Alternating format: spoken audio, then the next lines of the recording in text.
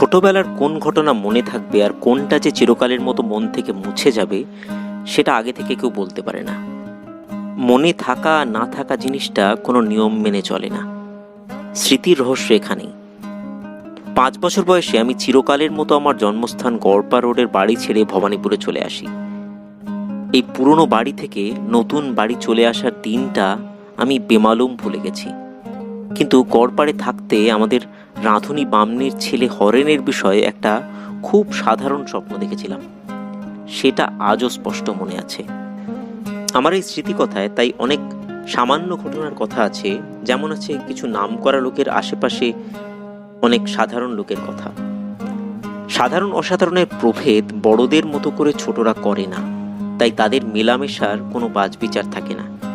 এ ব্যাপারে গুরুজনদের বিচার যে ছোটরা সবসময় বোঝে তা মনে হয় না।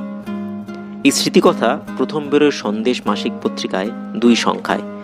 তারপরে আরও কিছু ঘটনা ও মানুষের কথা মনে পড়ায় এই বইয়ে তাদের জন্য জায়গা করে দেওয়া হলো।